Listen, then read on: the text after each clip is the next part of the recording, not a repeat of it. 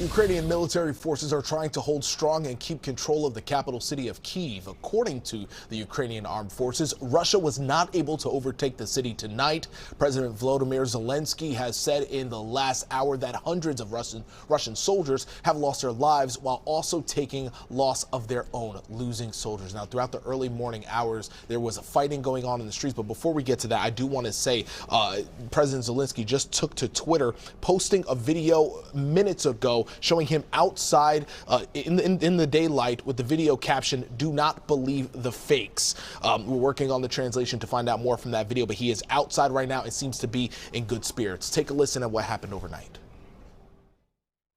Всім добрий вечір. Лідер фракції тут.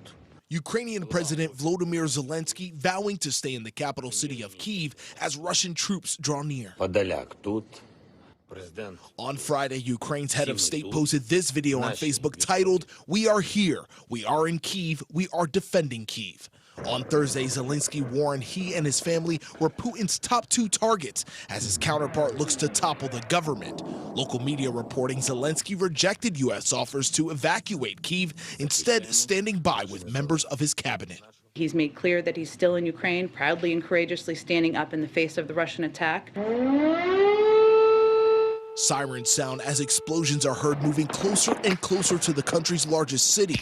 Ukraine continues its fight with Russia, defending their homeland. Ukraine is fighting back. They are defending themselves. But it may not be enough.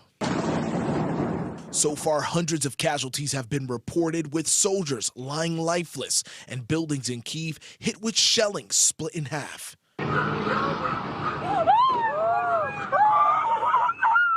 It's an invasion being seen by the world. This video going viral showing a Russian tank making what looks like an intentional maneuver to crush a passing car.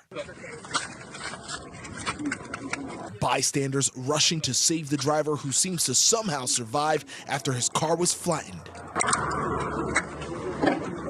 In the latest round of sanctions against Russia, the European Union and the United States both authorizing sanctions against members of the Kremlin and its top leader. President Putin and Foreign Minister Lavrov are in the list of sanctioned people. The United States will join them in sanctioning President Putin and Foreign Minister Lavrov and members of the Russian National Security Team. For the first time in history, NATO activated its response force. The special force made of international air, ground, and sea military members are on standby as a deterrence to what officials call Putin's threats to international peace. Should Russia threaten a NATO nation, the force can deploy quickly. One of the reasons we're doing this is because we want to make it clear to him that we will defend every inch of NATO territory. And it's important to say here that the U.S. and NATO troops are not expected to enter Ukraine to fight off Russian advancement, instead protecting NATO countries nearby, of which Ukraine is not a member of. Thousands of citizens fled the capital, but tonight the country's defense leaders are instructing its citizens to take up arms and make Molotov cocktails to take down what they say is the occupier. Now, we're going to continue to keep you updated with the very latest on the developments at 11 o'clock. And again, Zelensky tweeting out that video, seems to be in bright spirits in the video, saying do not believe the fakes, trying to combat rumors that are out there.